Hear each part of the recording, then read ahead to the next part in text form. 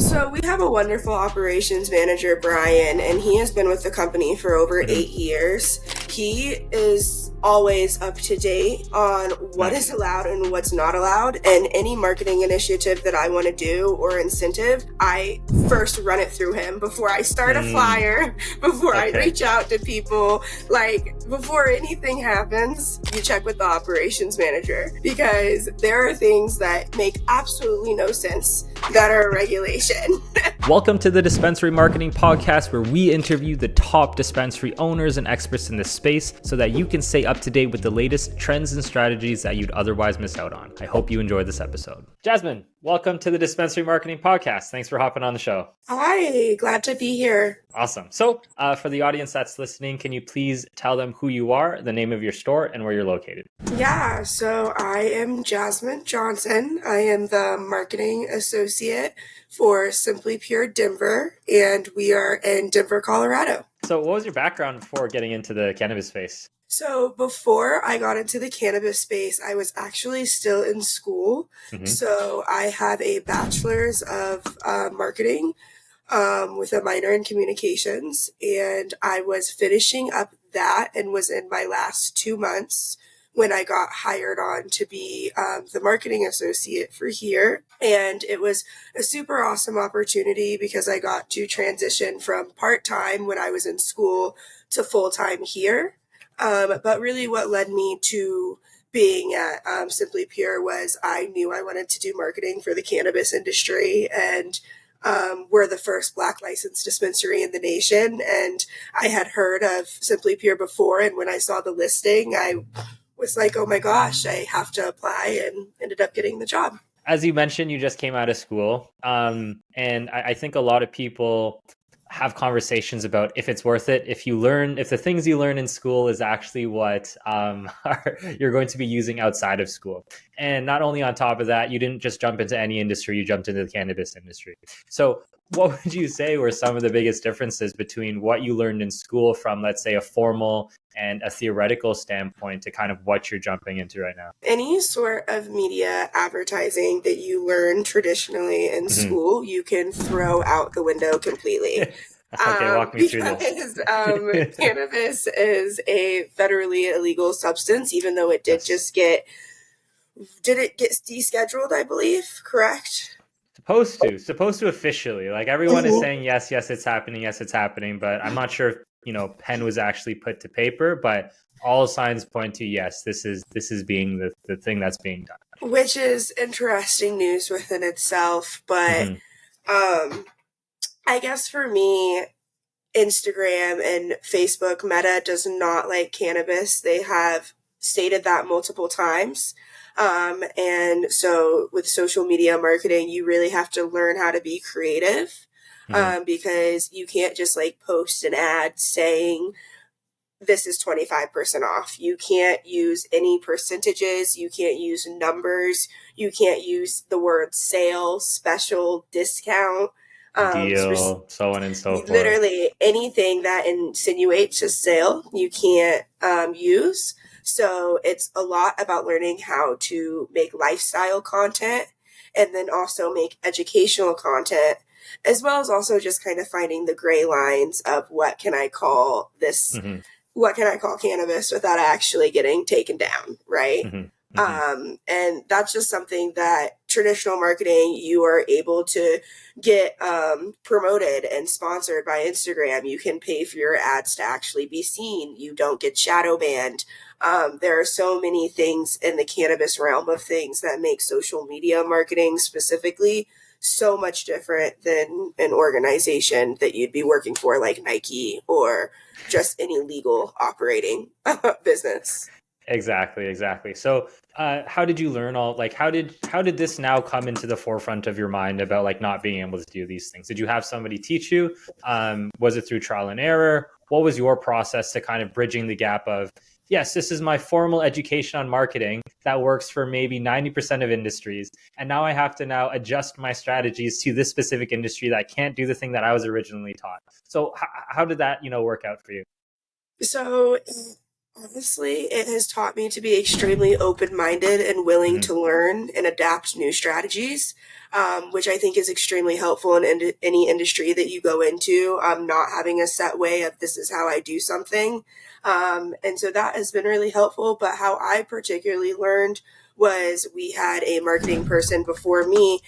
She had been with Wanda and a friend of Wanda's for multiple years and was Right. extremely educational and educated in cannabis marketing. So she really showed me the in and outs of, her name's Kaylee Wilder. She has a marketing studio in Denver and she's awesome. So shout out to her. But she taught me a lot of what I know about cannabis marketing. But a lot of it honestly is growing as you go. Instagram Right. will correct you. Yep. Um, and social, also your audiences will correct you. If Right. something's getting really low reach, if something's getting low engagement, it's up to you to understand, like, why didn't that hit with my audience? Are they not seeing it because you're shadow banned, or are they not engaging because they actually don't want to engage? And those are things that you really just learn from getting to know your audience on Instagram. And then also ask around, ask people who are in the industry Mm-hmm. already. That Mm-hmm. has been really helpful for me as well. Reading blogs. I know Alice Moon does a lot of cannabis marketing on LinkedIn, and I've read some of her stuff that has helped me with tips. As well as a lot of other people who are just do cannabis marketing or influencing and has dealt with meta and different cannabis marketing techniques, and just asking what worked for you, what didn't work for you, what are the do's and don'ts of this industry, you know? Mm-hmm. Mm-hmm. Mm-hmm. So, what are your pillars of marketing for a cannabis dispensary? So for cannabis marketing, I think my pillars, and I think it really depends on the company that you are Sure. marketing for, Sure. Sure. because I think that if I was working for a different dispensary that wasn't so focused on like social activism and social justice and like the regulations and rules around cannabis, my marketing would be a little bit different, Mm-hmm. because a lot of my marketing that I focus on here, especially since it doesn't get flagged, is press and as well as different educational content. Whether Mm-hmm. that's Regent Wanda James, our CEO, speaking at the psychedelic convention for mushrooms, Mm-hmm. or whether that's her being a keynote speaker for MJ BizCon. But really being able to play off of those press releases Mm-hmm. and like those, that sort of educational audience in cannabis has been a really big pillar for me of how I can market our dispensary.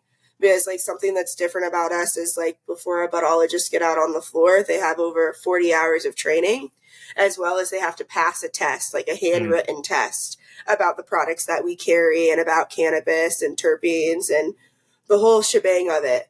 So that is something that I really focus on with my marketing tactic, is education wise, pushing to consumers that want to know more and Mm-hmm. want to get more out of their experience than just getting high. I also think that lifestyle content is a really great way to go right now. Mm-hmm. And you see that with other dispensaries. If you go to bigger brand, lifestyle brand companies that still are able to have their count. Recently, Instagram did a update that wiped out like a ton of social media cannabis companies. And we have like Mm-hmm. big brands in there. Like I know Keef got taken down and they had over 35K. Um, Literally just, I mean, we had over 12K on our first Instagram and it got taken down. Our second one had about 6,000. It just got taken down during this sweep. So like it's like constantly, I literally call them sweeps because they literally just sweep out all the cannabis accounts occasionally, especially with like these big updates they do. Um, so yeah, I honestly think that the education wise of marketing and cannabis is a really awesome way to try to get a connection to your audience, as well as lifestyle. Take a picture of the Rockies game, Rocky Stadium here in Denver. Maybe have dialed in your pocket, or like maybe have a certain cannabis item in your pocket, but it's not the main idea Mm-hmm. of the post, and that has been really helpful as well. There's a bunch of issues that come up with social media, Instagram.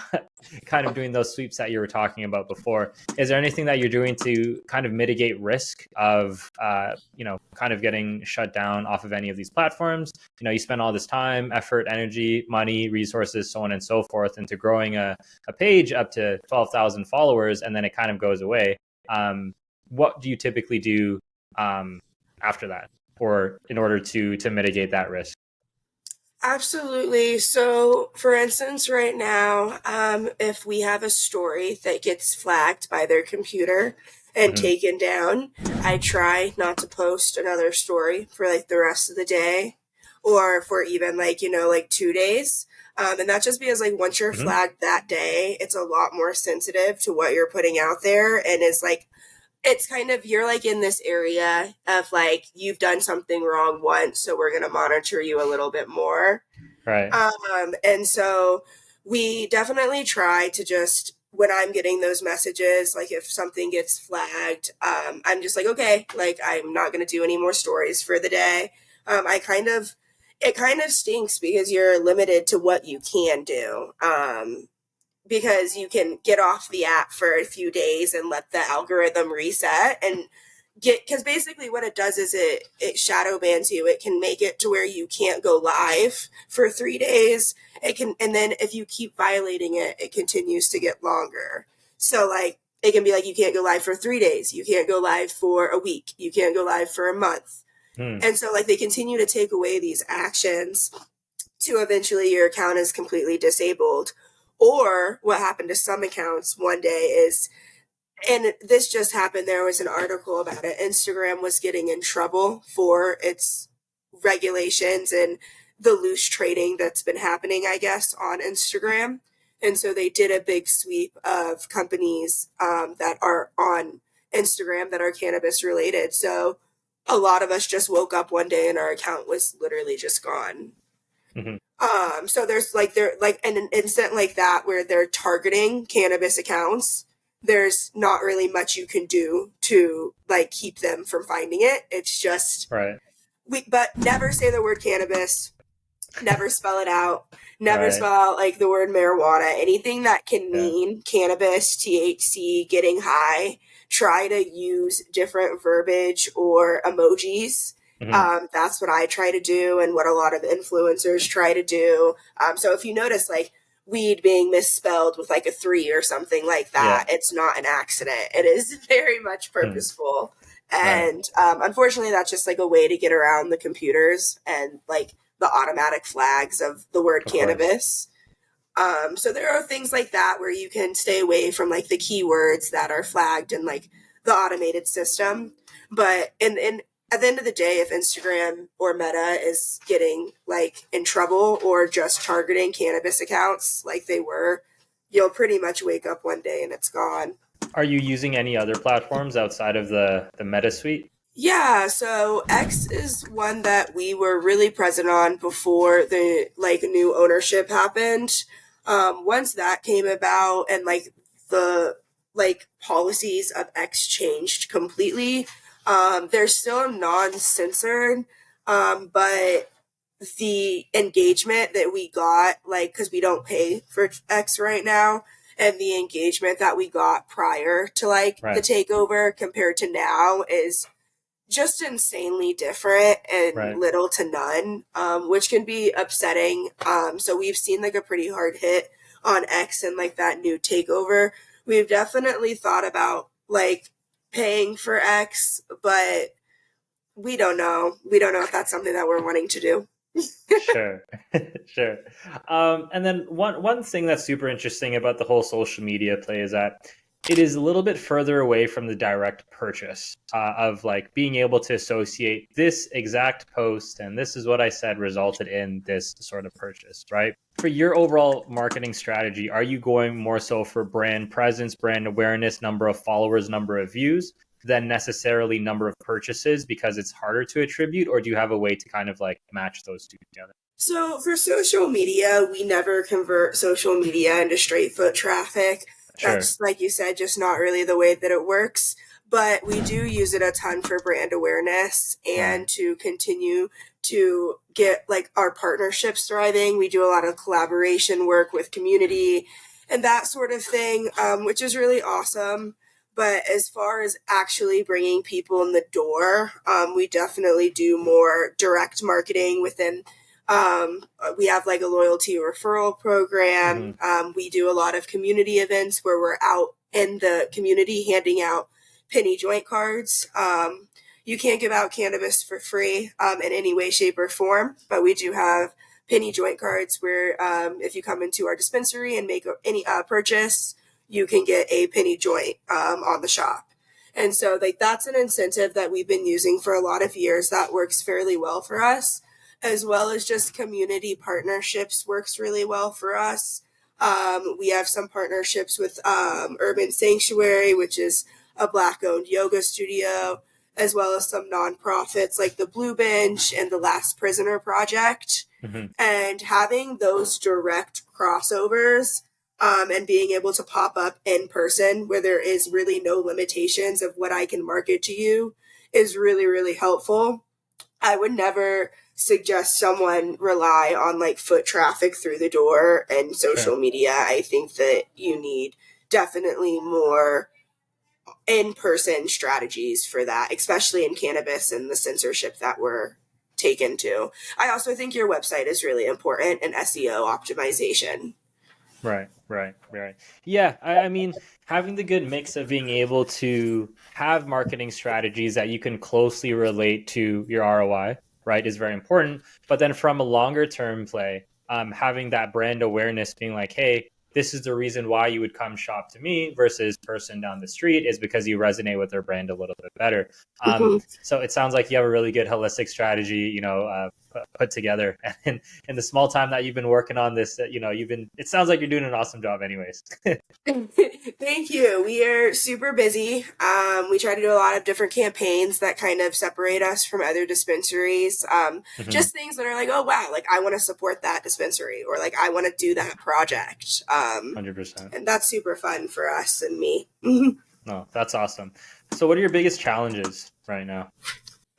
So what you can market at events can be really challenging as far as when you want to participate as sponsors or just a collaborative initiative. For instance, when companies or groups want you to donate like cannabis, that's not like legally allowed. And explaining like those regulations to people can be kind of iffy and hard because although those are regulations and things that aren't allowed, there are still things happening in the industry that are allowing it. And so like sticking to what your dispensary does and what they believe in is really important because we're super strict on following like the laws and regulations. And so some of the things that partners have done with other dispensaries like may not be allowed with us. And that has been challenging. And finding ways to be a sponsor for these events without direct product correlation is pretty hard, but it's doable. And we use like gift cards, which is a really great incentive because you can give gift cards to the shop. Okay. Nice. So that's a way to actually give away something that they can come and get in the shop. But we want to do like trivia nights, and we did a 420 trivia basket, and figuring out the logistics and regulations of that is challenging within itself. For instance, like it would be great for us to just bring the goodies of cannabis and like the cute basket to the trivia night and the winners get it. But that's regulations and legally not allowed. So we had to print out like a certificate saying these are the winners of the trivia night. And they had to come into the shop to Simply Pure to like pick up their prize. And those are just little hoops where it's like, if this was any other giveaway or prize, you can just give it to them on the spot and you can enjoy it and get the photos, and there's not any alternative hoops that you have to jump through. But like any giveaway that we're wanting to do, any sponsor that we're wanting to do, we have to make sure that everything is following like regulations and legal aspect of it. Right. Yeah, that's super tricky, and like it's also things that like when it comes to rules and regulations, you also can't plead ignorance and be like, "Oh, I didn't know you can do that." Right? You need to do your due diligence before, and it's some of the minor things, just like you said, like, "Oh, I just want to do a gift basket giveaway for all these goodies and stuff like that." It's like you can't do that, but a lot of times it just doesn't even come across your mind if you are or are not allowed to do it. So when you are marketing kind of cannabis products and stuff like that, you need to have inherent skepticism. Always like, "Oh, can I even do this in the first place?" Right? So one of the things that people also talk about is you have the written word of the law, the regulation, the compliance of what you can and can't do. And then you have things of what people, the compliance officers that would come into your shop and would actually give you an audit for and what you can and can't do, right? Are you finding any issue between different parties and different regulatory officers kind of talking with you saying, yes, you are allowed to do this, and then somebody else coming in 6 months later saying, no, you're not allowed to do this? Or how do you kind of make sure that you're always following the rules and regulations of what you're allowed to do and not what allowed not to do? So we have a wonderful operations manager, Brian, and he has been with the company for over 8 years. He is always up to date on what is allowed and what's not allowed. And any marketing initiative that I want to do or incentive, I first run it through him before I start a flyer, before I reach out to people. Like before anything happens, you check with the operations manager, because there are things that make absolutely no sense that are a regulation. Right. And those are just things that you have to check in and follow. And I think that any company in the cannabis industry, especially as a marketer, to protect yourself, you should always be checking whether it is your own med book or like the MED, or if it is, you know, your own operations manager. It is, as a marketing person, your responsibility to make sure that you're marketing legally. And for us, we're owned by Regent Wanda James, who has also been a really big part in like setting the like legislation and regulations around cannabis, since she has been in the industry since the very beginning. And I think that has also really helped us stay up to date and in the know about what is allowed and what's not allowed. I think that when I first started, I was super confused on those regulations. And I felt like I was like, well, I was taught this and now you're saying that it's not allowed. And that's all, I think, part of entering the cannabis marketing industry and realizing that like what you were taught in university may not be what applies here. And luckily for us, like I said, we just have this operations manager who is so compliant and on top of things, that he is always reading up on how big the letters need to be on the packaging that we're getting, like, you know, the verbiage of giveaways, of raffles. One really big thing with like cannabis is you can't require someone to buy something to enter a giveaway. That is really illegal. And like for me, like when I first started, I was like, oh yeah, we can say like with any purchase, you get entered to win this. And it's like, no, that's not allowed. We'd get in really big trouble for that. It has to be something of no purchase required, no purchase necessary, and it's just a giveaway. Right. So yeah, I definitely think that in the beginning, there was more gray lines for me on like what was allowed and what's not allowed. But like Brian has done such a good job of informing me. And then also me just being out in the environment in different events and seeing what was allowed and what isn't allowed. My first event I went to got raided by the Med. So that's a really crazy story. Your first and event. Was a fun wake-up call to cannabis marketing. This is your welcome to the moment. Welcome to the league moment. And it was funny because like before I was there, it was like fine. And I talked to Brian and he was like, we will have absolutely no products there at our station. We will have empty packaging. You can sign up to win this basket, but you have to come to the store to pick it up. And then obviously, so like we were all super regulated. We did not get in trouble or fined, but literally halfway through the event, the MED comes storming in. Multiple cops from the MED come in, just ticketing all of these brands in this venue for handing out like cannabis and for not following regulations. And that to me was like, oh, like this is really real. And like It's serious. I really could have like cost my company thousands of dollars, because these fines aren't hundreds of dollars, they're thousands of dollars. Right. So that was for me enough to be like, okay, I am really careful on what events I want to be a part of and where I want to be at, because that was an event that like we did spend money on and we ended up not even like filling out or having like done all the way out because it got rated halfway through. Right. So it definitely happens, and especially in Denver, like the MED here, they take it seriously. So I definitely think that like following the rules and regulations is something that we've always known how to do, and we make it our business to know every single one, which is what has got us where we are today.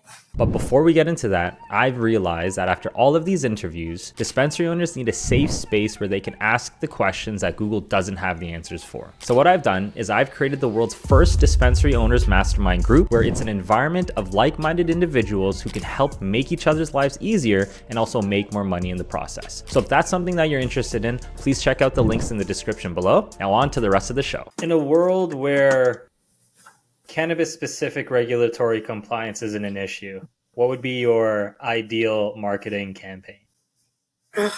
Okay.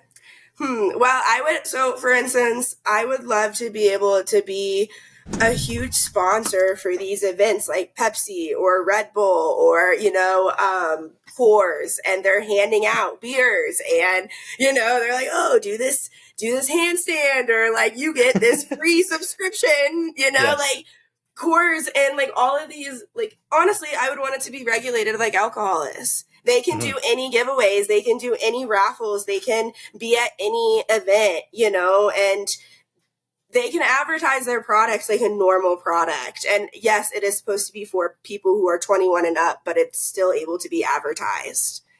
We can't even put like Simply Pure on like a billboard without like certain regulations and standards, compared to like Coors can have their branding like everywhere, That's interesting. There's, the talk about, the whole federal legalization and all of these things, and kind of cannabis companies being able to now have the same access to marketing strategy as you say, the alcohol industry, right? But then the flip side to that is, okay, it is federally legal. Now the big dogs can come in and play, right? Now it's not just your single mom and pop dispensary that can kind of come in. It can be these massive venture capital companies that have eaten up all these stores and, are able to kind of market in what you would say the free market is in that space. So, the reason why I'm saying all this stuff is my next question is that should all of this stuff become federally legal, and let's just say in this hypothetical world, we're allowed to do the exact same things as all the alcohol companies and stuff like that. Do you think you're well prepared enough for when these kind of quote unquote big dogs come into the fray? Do you think that your specialized knowledge of cannabis has put you more ahead in terms of knowledge to be able to succeed? Or do you think that, just kind of money talks and these guys can come in and just kind of, pay their way through marketing and stuff like that? I think that it is super, super purely hypothetical, by the way. This is just, absolutely. Absolutely. No, I think it is super helpful to have been in the industry and to have seen it before legalization. I agree. I think that wisdom is the key to most things in life. And you get that from being in the industry and from seeing the consumers. The big Correct. Dogs may have the money, but like I'm the one who is on the front line talking to our consumers, seeing what they buy, seeing our audience, seeing their foot traffic, their patterns. So I personally think that there will always be a market for the people who were just that specialized in right. the non-legalized market. And I right. think that they'll be super vital in a legalized market. And I think that they'll see that pretty quickly. feet but on I the do street think you're is right. always I think good. the big dogs will become the big dogs, and I think it's already happening, especially here in Denver, Colorado. Like we have some really big dogs, and they'll just continue to be like right now. We're not even fully legal, and we still consider them the big dogs. Like right. we have one location compared to someone who has 20 in just Denver. That's right. insane, you know. Right. So I personally feel like we already have the big dogs. I think the big dogs will just get bigger, but there will be more opportunities for smaller cannabis companies. Right, right. So then this all takes me to my next question is, where do you see the future of the cannabis industry heading? I want to say legalization will happen, and I feel like everyone wants to say that. But it's a process, like, Mm-hmm. and anyone who knows, like, the way that laws and regulations are passed, like, it takes time, and we are moving on that scale of, like, from Schedule 1 to Schedule 3. We are moving.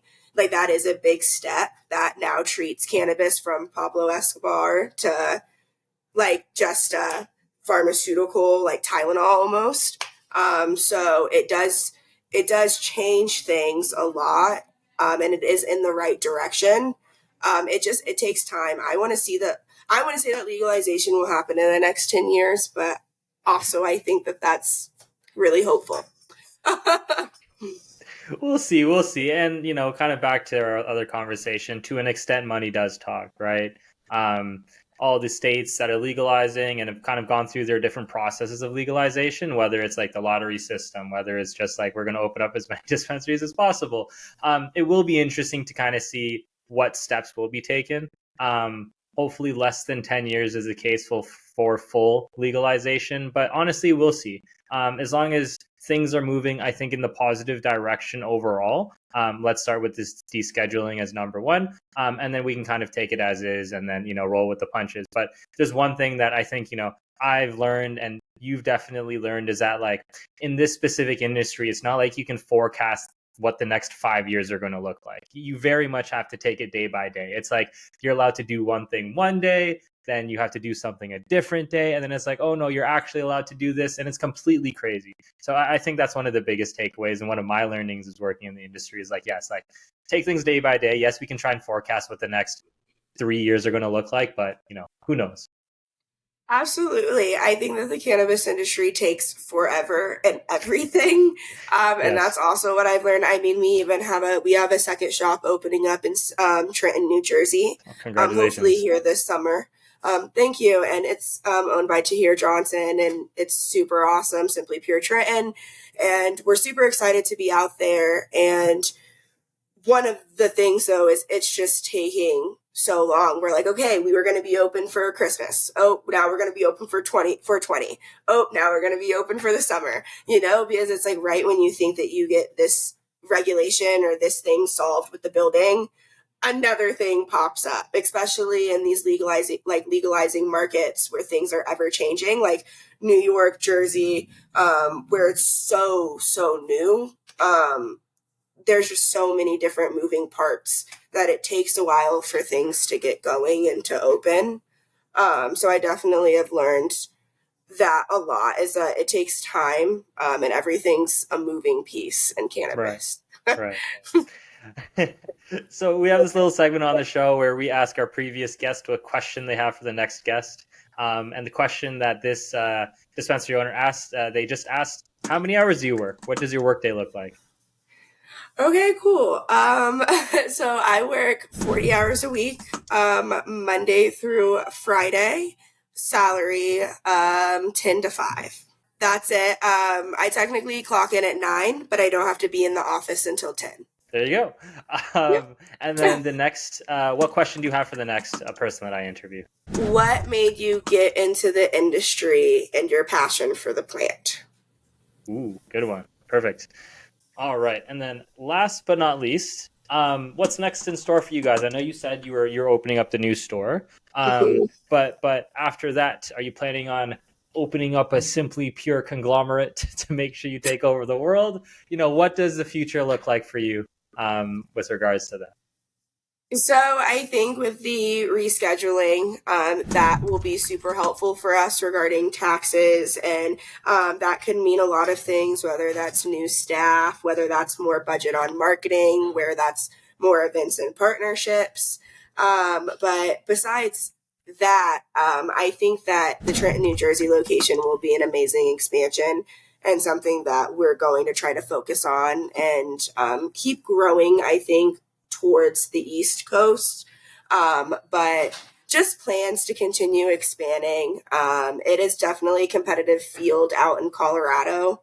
The market is not where we are wanting it to be, but in other states, it's better. So hopefully more room for growth and multi-state operational dispensary, as well as continue to grow for the Denver one, more community partnerships, and hopefully more involvement and what we can bring to just the Denver community as a That's whole, exciting. whether that's like a certain event that we can throw or a campaign for a charity. But we're really interested in just doing more for our Denver community as well. Right. So there was another question that another owner asked, and I think this would be very interesting to get your take on it because you do have some golden nuggets. One of the questions that he asked was, how did you know when you were ready to move to a different state? And I can kind of give context to that, but let me just ask the question first. Like, moving to a state, there's different compliance. You're in a completely different area, completely different market. How did you know that you guys wanted to move, or at least open up in a different place, not move your actual location? So I feel like that may be more of a better question to ask like Wanda or someone who was with the company when they made, because nothing is fast in the dispensary realm or cannabis realm. So they did this like 2 years ago. So I wasn't even here when that was happening. But I mean, we're Simply Pure. We're such a staple in the cannabis industry. We've been on New York Times, Cannabis Business Time, Politico, Denver Post. Like, we've been in so many different magazines because we've been around for so long. We had our edible company in 2008. Our first dispensary opened in 2015. So we have genuinely just been around for such a long time that we have given a lot of people of color hope. And I think that Wanda saw an opportunity for someone to take over another branch of Simply Pure. I know they met at MJ BizCon. And so I think that she saw an opportunity for growth, and they had been standing alone for 8 years at this point. It would make sense that they would want to grow. They have continued to break boundaries in the cannabis industry, and I think that makes sense for Wanda to continue to grow multi-state. I think that would be the only next step. That's awesome. Besides staying in Colorado and opening up more dispensaries here. And with the state that Colorado is in right now, I think that looking at other states was the better option. Right. No, that's awesome. Where can people find you if they want to get in touch? Yeah, so you can find me on LinkedIn, Jasmin Johnson. And you can also follow Simply Pure Denver on Instagram, Twitter, LinkedIn, and I run all of those. So if you message us, I will be the one reading it and can get back to you. Fantastic. Well, Jasmin, I think a lot of people say that, at your age, blah, blah, blah, you know so much. I just think overall you know a lot. Regardless of age, the things that you're saying on this call, from a marketing perspective, from being able to transfer the information that you got from, again, traditional education to now applying it to a space where it is not the easiest thing to go into, and going through your first learning lesson, with the first raid with your marketing campaign. I'm sure that wasn't very fun at the time, but it's now something we can look back at, laugh a little bit, and you can kind of tell the story about what's going on. But it's very clear to me that you have a wealth of information, and not only that, you're continually ready and open to learn about new things and new innovations to kind of keep pushing yourself and the brand forward. So, just wanted to say thank you for imparting your knowledge onto this podcast. It was a lovely, lovely chat. Thank you so much for having me. It was absolutely awesome. This, I think, is my first podcast that I've done with someone. So it's super cool, and I really enjoyed it. And one thing I wanted to tune in on is like, yes, you don't have to go to college to do cannabis marketing. You really don't have to go to college to do marketing in general. But I will say, I think that me having a degree from CU Denver was one of the sole reasons why I got this position. Right. Especially since my boss, CEO, she's a regent at the University of Colorado as well. So that was a really awesome bonding point. And I think that that's what a lot of people don't talk about is like the network connections that you make in college. And since I was an alumni from somewhere that she's a regent at, it really worked out well. And so college may not be for everyone, but for me, I definitely think it worked out well and took me where I wanted to go. I absolutely agree. I'm in the same boat. I did engineering in school myself, and I'm not doing any engineering stuff right now. But it like being in and again, this is kind of the end of the chat. So I guess, people who can tune out from the cannabis stuff can tune out already. But, kind of being in a world where it's like a mini version of real life, where you have to deal with people that you don't like. You have to do things that you don't like. You have to kind of push yourself forward in ways that you might be more uncomfortable with. But at the end of the day, it's not like, this is you, foreclosing on your house because you can't pay your mortgage costs and all that stuff, right? If you don't do so well on a test, it teaches you, okay, you got to do better next time, right? And you have actionable feedback in a more closed off environment, right? Building out networks of people, learning to talk to people. You're in a brand new space. You were in high school, you had friends or whatever it is for the past 4 years, and now you're in a brand new space with new people, new environment. You are now back at the bottom of the totem pole, and you have to go back to the top of the totem pole and try and figure out your way and what is life as a young person these days, right? And I truly think that there are things, even if people say that the formal education of whatever they learned in school might not have been the thing that was useful for them after, there are tons and tons of life lessons that I think people get out of going to school as a whole. And not only that, it still does open doors. It at least gets your foot in the door. And you can argue and say, yes, I'm not doing the thing that I learned in school, but you need to get into the door. You need to get onto the round table to be able to even have a chance at being able to use those skills, or at least learn a new set of skills. So I'm completely with you on that. Like you said, it is not for everybody, but for people who are just like kind of on the fence, more likely than not, it is something that will probably be useful for you, later on down the line. Yeah, no, absolutely. I also think that I applied for this position when I had 2 months left of school left. They were looking for someone who was already graduated and could start full time. Mm-hmm. But if you're really passionate about something, just apply because your passion comes across in what you do. And I also think that that is a really big part of just getting this position and being so open to learning about cannabis showed through that interview. And I also think in cannabis, there's a lot more non-traditional pathways that you can go. Mm-hmm. So if there's a position in cannabis that you may not fit the requirements for, but you think that that is your thing, definitely apply because you never know what might happen. Absolutely. Absolutely. Well, for everyone who's still listening, thank you for tuning into this episode of the Dispensary Marketing Podcast. I'm your host, Brandon Kwan. And until next time, I will see you guys later. Until next time. Thank you. Bye. Thank you for listening to this episode of the Dispensary Marketing Podcast. My name's Brandon Kwan, and I'm the founder of Cannabud Marketing, the #1 marketing agency of choice for dispensaries, both in the United States and in Canada. If you ever want to get in touch with me about any marketing strategies, tips, and tricks, I can definitely help you. Just go visit our website at cannabudmarketing.com. That's CANNABUD marketing.com, or just check the links in the description below. Until next time, talk to you later. Bye.